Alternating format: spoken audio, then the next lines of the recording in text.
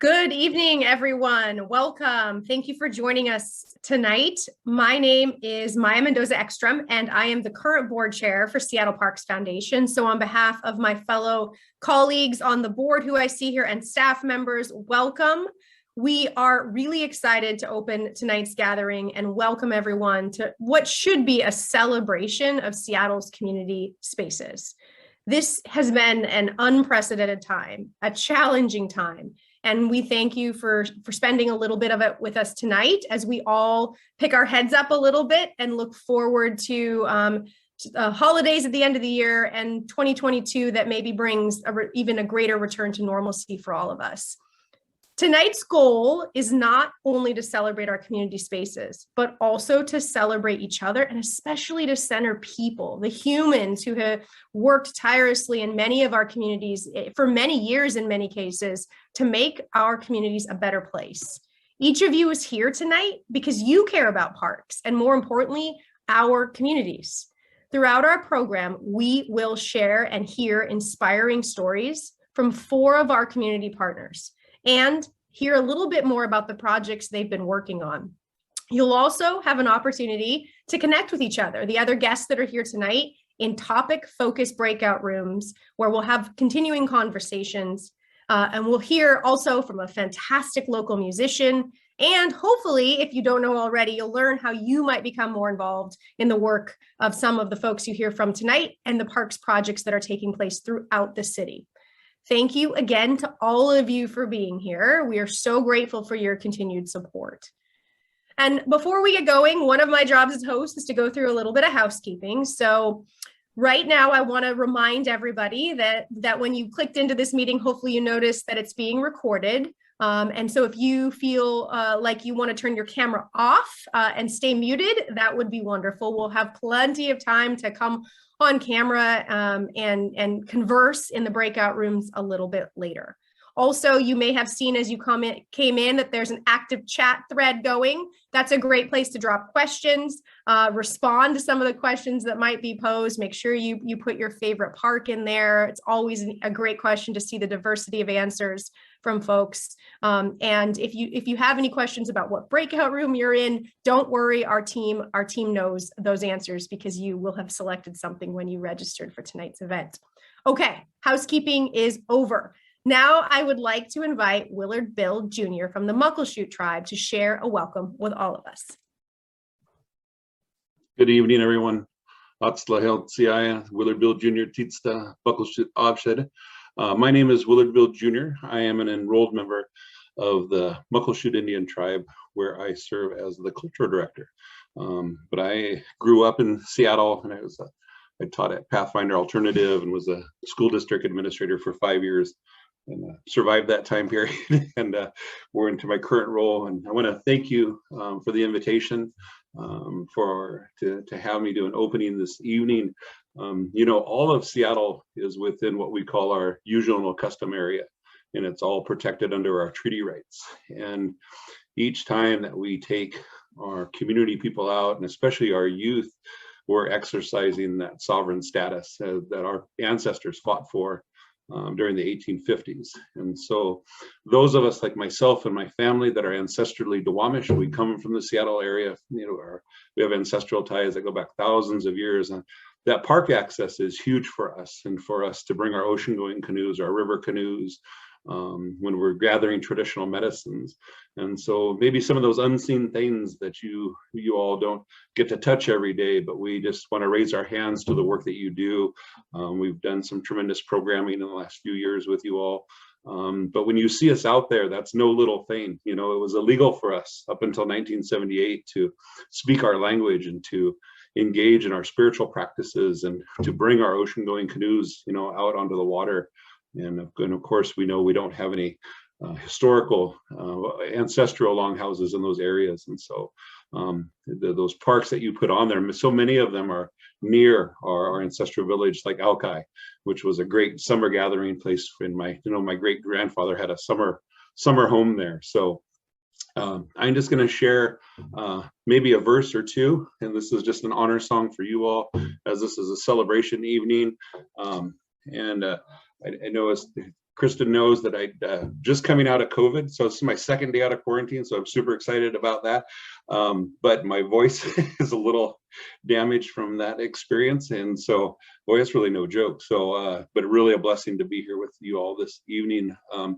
This song comes from a canoe family from across the water. Many of them live in Suquamish, called the Sacred Water Canoe Family, but it's named after one of our canoes a few years ago when we were fortunate to help them when they were first starting out. So just raise my hands to all of you and the important work that you're doing, and hopefully you see us as partners as moving forward in the important work you do. See you.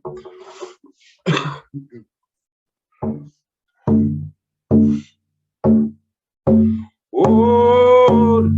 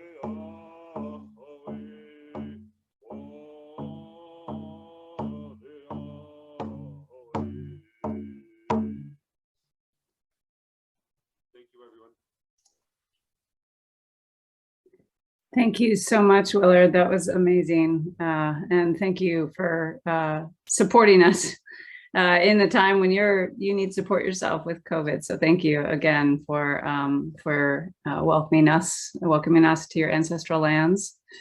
Good evening, everyone. My name is Rebecca Baer, and I've had the pleasure of being the president and CEO of the Seattle Parks Foundation for 1 year now. And this felt like a perfect opportunity to connect with you, our community, and to share an update on what's happened, where we're going in the years ahead.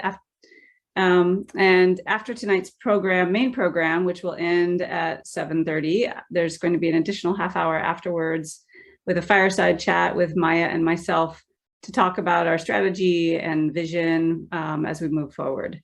And I'd love to invite each of you to join us to ask any questions that you might have and to hear a little more about where we're headed.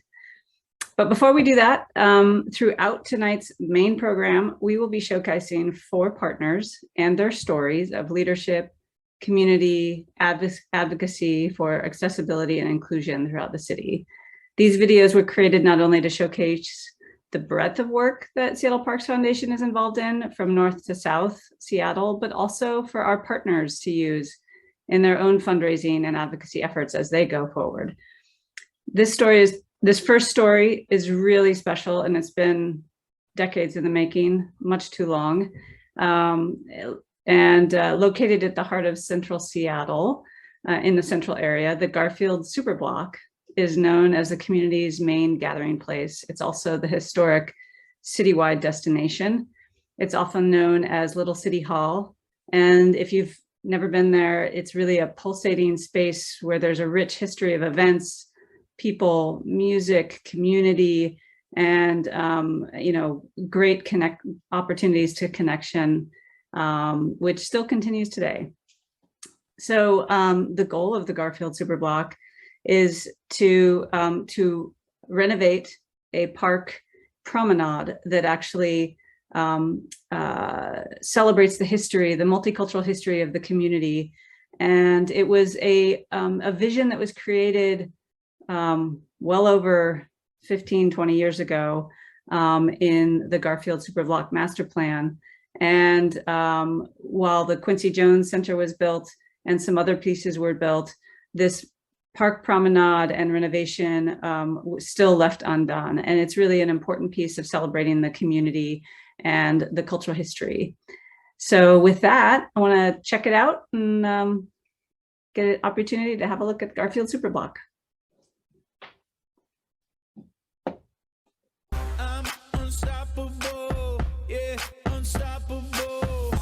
My connection to this park is, it runs very deep. We used to come here every day. We used to have CAYA practice football here on the field and go to Mega Everest to swim. After they redeveloped Garfield High School and redeveloped Quincy Jones Theater and Auditorium, they were kind of done with this area. And it was Robert Stevens and other folks in the community who said, not this time. We have so much more to do with this project. Mr. Robert Stevens has brought so many people together to make this happen, to create a coalition, and to have us volunteering week after week to see this project through. This is a community project. This is what the community is asking for. And it just sort of making me full with joy to even look at today, the little event that we're doing today. Yeah, unstoppable. When I joined up with Robert back in 2019 for this project, that was the first thing he really talked about. You know, there's a mural in Garfield High School that really tells the story of the Central District, starting with the Duwamish and all the way up to the Black African American community. And he really wanted to bring that story out here into the park where everyone could see it and it could be accessible to the entire community and not just the high school kids. Yeah, unstoppable. Many people now that we're getting so many people from everywhere else don't understand that history of people coming, settling, making community, making a home, building neighborhoods, making a city. When I bring my sons to this area, I'm excited that I'll be able to take them through this amazing park and show them and share with them the history of the people that have really made this what it is. I think redevelopment of a space like this is super important because of the opportunity for our kids and our community to come back to this neighborhood and enjoy the amenities that they deserve. Yeah, unstoppable.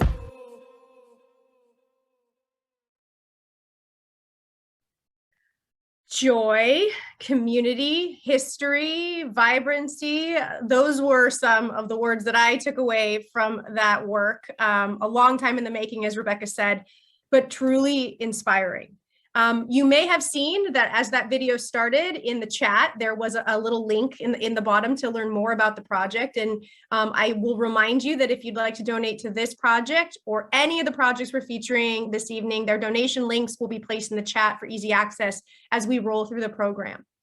You know, one of the most heartwarming elements, the things that I think on behalf of my fellow colleagues on the board that I certainly love and probably take for granted as a Seattle Parks Foundation board member is the opportunity to meet partners, to hear their stories, their lived experiences, and to really step in the shoes of the incredible work that they're doing to lead our neighborhoods. Leadership is happening all over this city. It's happening around public spaces.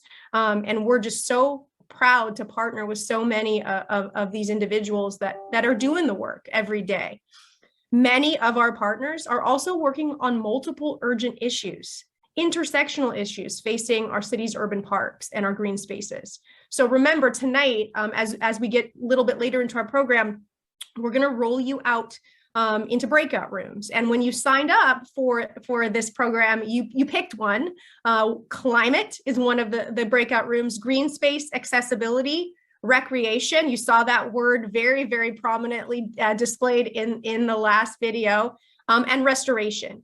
In each of these breakout rooms, you'll hear from additional community partners whose work is focused on that topic, and you'll have an opportunity to ask questions and engage in a conversation around how you might be more involved and how you might support the work that is going on around the city.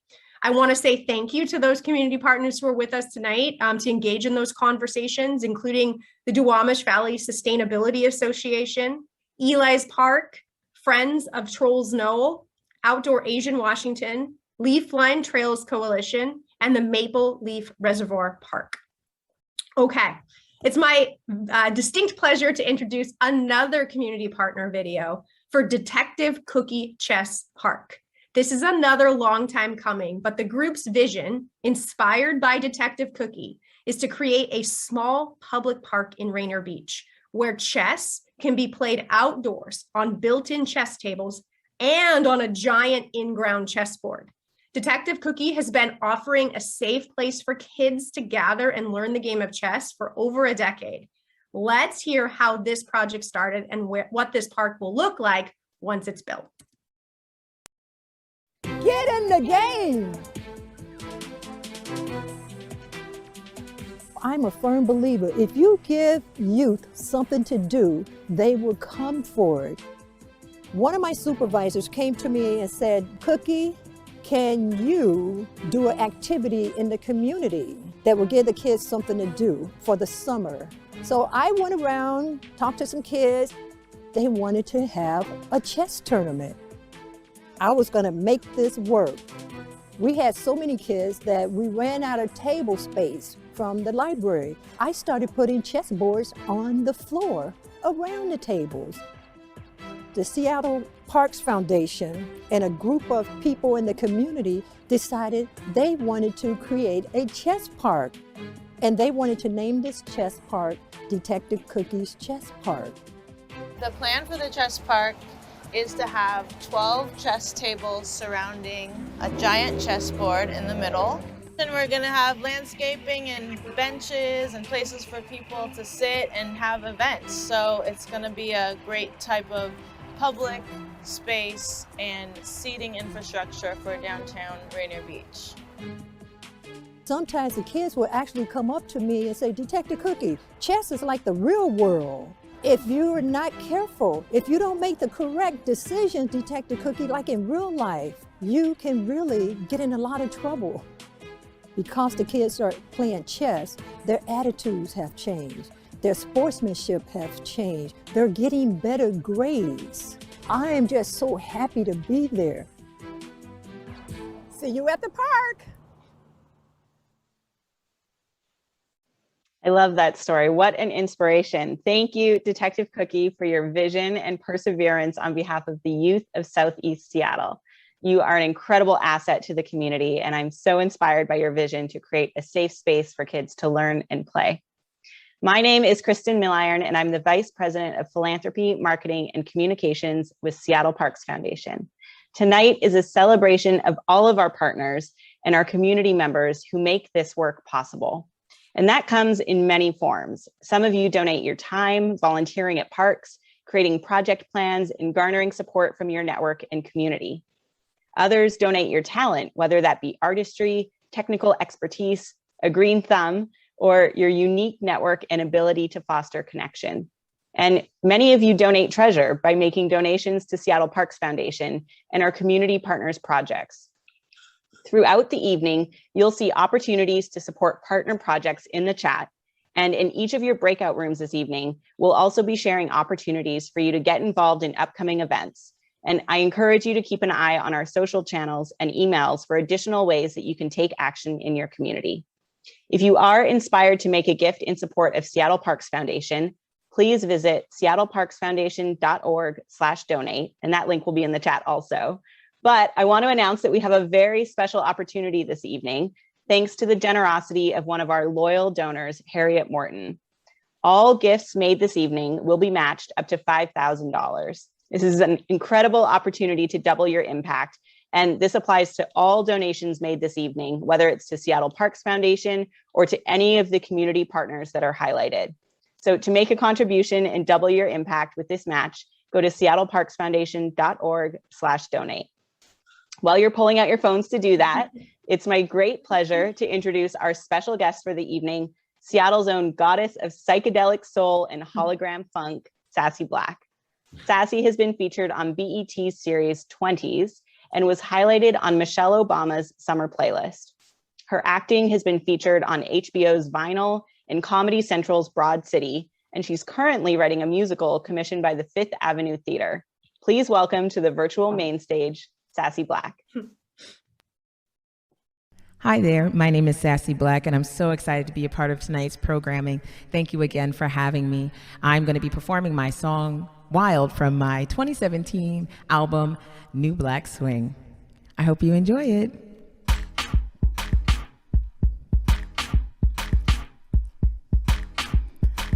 Oh, no, no, wild for you.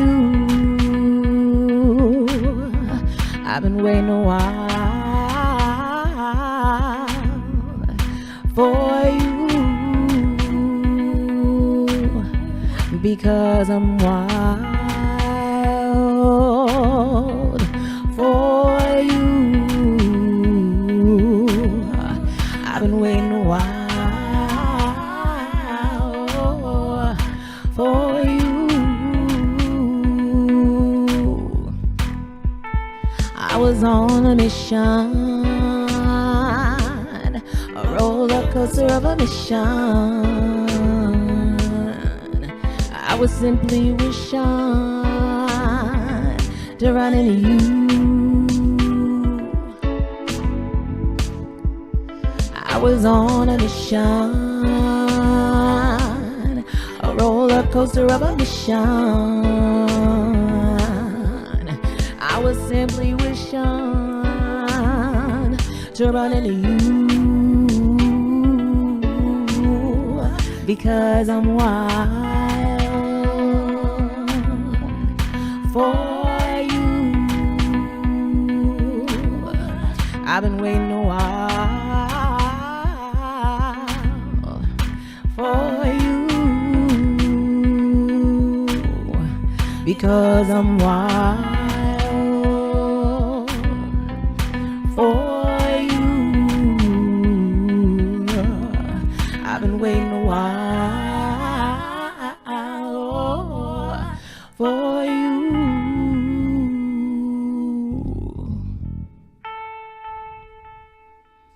Thank you again for having me. My name is Sassy Black. You can find out more about me at my website, sassyblack.com. Please take care of yourselves, stay hydrated, stay healthy, and much love and abundance. Until next time. Thank you so much, Sassy. I think I know two things about your performance. One, my Zoom background game needs a lot of work, and I am so excited to start attending live performances again. I think I miss live music a lot now, but thank you so much. You are a multifaceted artist. We're so lucky to have you in Seattle, and we appreciate you showing your love for parks tonight as we look forward to watching you and your career continue to skyrocket and all of your projects continue to multiply. Okay, that was really fun. And now I'm warning you to get your tissues because up next is an incredible story. It's the third of our four stories tonight that we're sharing with you. A story of love and creating inclusive and accessible spaces for all with a video about Eli's Park project. Eli's life was a testament to the beauty and benefits of inclusion. In the not quite 4 years Eli had, he left a path to follow toward a more inclusive world. The Eli's Park project is committed to carrying on his legacy of love through a community-led renovation of the Burke-Gilman Playground Park. The park will be accessible, inclusive, and nature-based, where people of all ages and abilities can play and find peace.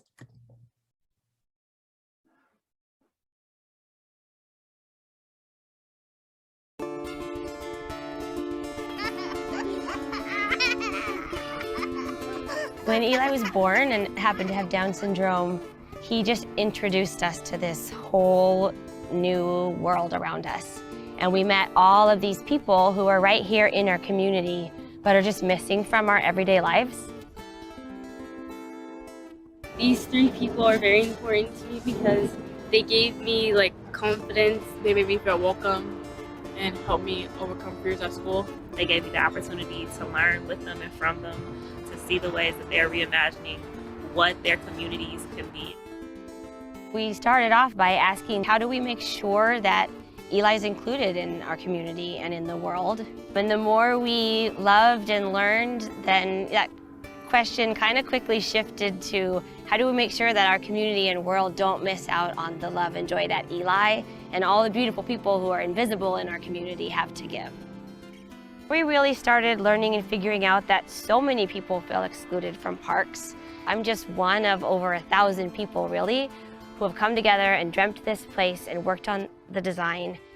Seattle Parks Foundation, they've given us some good guidance on what they've seen, what's already out there, and what's missing. And we believe that this park is going to provide something that isn't available anywhere in Seattle right now. There'll be a really easily accessible path surrounding the park, and then these little cutoffs so that you can take your own path too. A really exciting part of the park to me is this treehouse. Instantly you're immersed in nature, that sense of being up in the tree canopy. There's just so many little special details that'll be included in this feature, like a braille rail with some positive messaging in it, custom porch swings with varying levels of support. Nobody is left out of the community of play. Since the Teen Advisors and Jasmine have joined this project, we've just had such a better, brighter, more fun community. Jasmine brought poetry into our group, and it's been such a fun and beautiful way for us all to tell our stories. When you see me, you see weak, like I'm a puppet that can't control myself. I am more than someone that lets people control me. I'm a waterfall. I'm a powerful force. When you see me, you see a charity case. I am more than poverty. I'm a mountain standing tall, climbing and reaching my goals. We all want the same thing, which is just to be loved and be a part of our community.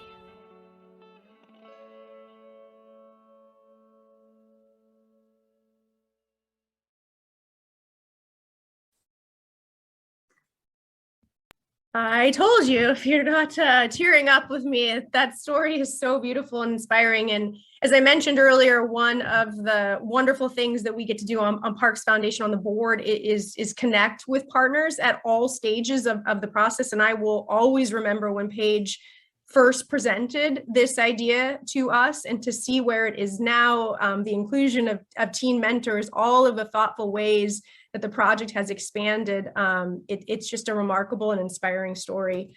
And so thank you, Paige, for your leadership.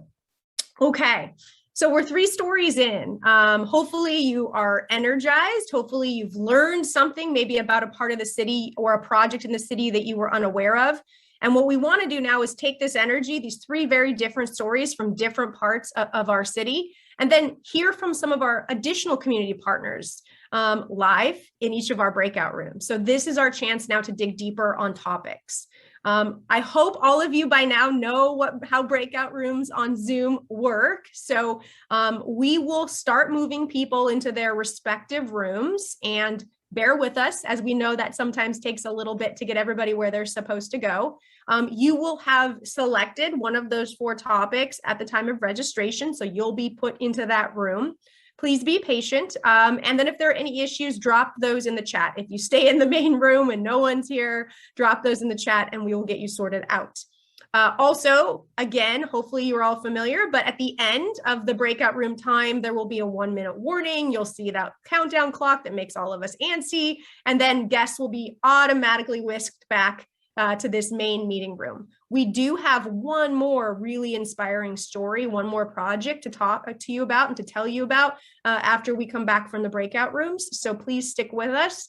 And with that, I will push my magic invisible button to staff and we'll head to breakout rooms.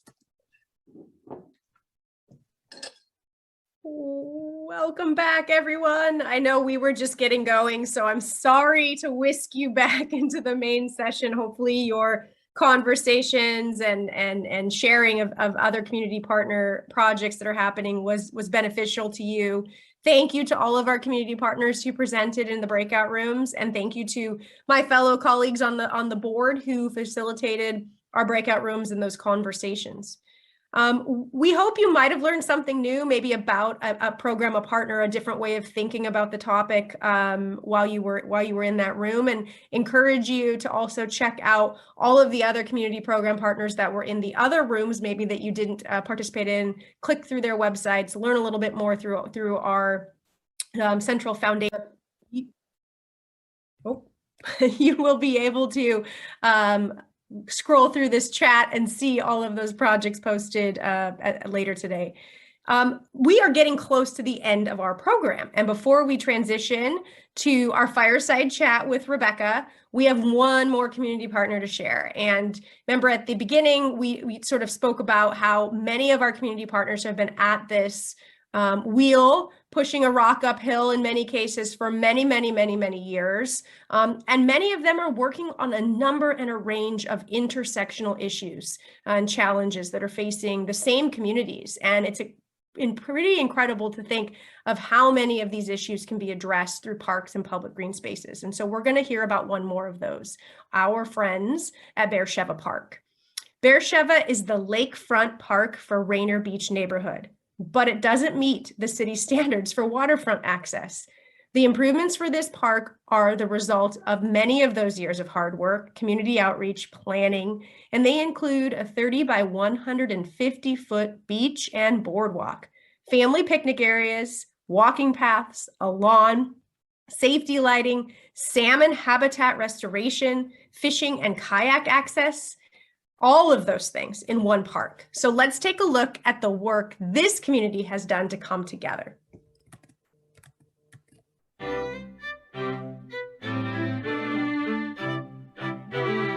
When we come down here, we're family. The park is part of the family.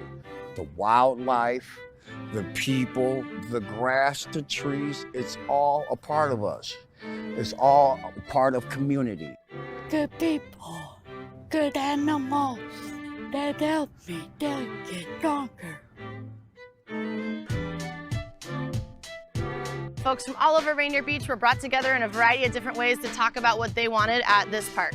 This is where the beach gets pulled back 30 feet and there's a boardwalk at the top of that. It'll be a rocky beach. We're going to put in particular substrate that's appropriate for our feet, human feet, but also certain sections that's going to be appropriate for juvenile salmon that come here every year to rear as they make their way up to the Puget Sound. Folks have been bringing their own barbecues for years and feeding each other and being in community. So they will have permanent benches and barbecues here for gathering. Community got to paint leaves during the whole week that this mural was being painted. Keisha and Mama hosted the table where community could make leaves so that they were then put on this mural. And I want this mural to stay here forever. I love it. Rainier Beach deserves quality outdoor space. Seattle Park Foundation has definitely stood with us since the very beginning and definitely authentic in making sure the community voice is heard. We all work together right now. And Amos will tell you that. That's why he representing that shirt that he got on right now. There's the beach! Always the beach, every time. We came together as family and said, hey, we're going to preserve the nature of this park. We're going to take care of this park. We're going to take care of each other. And we're going to move forward and be stronger than ever. We're all together as one, and that's the part I love here. And that's what brings me back every day.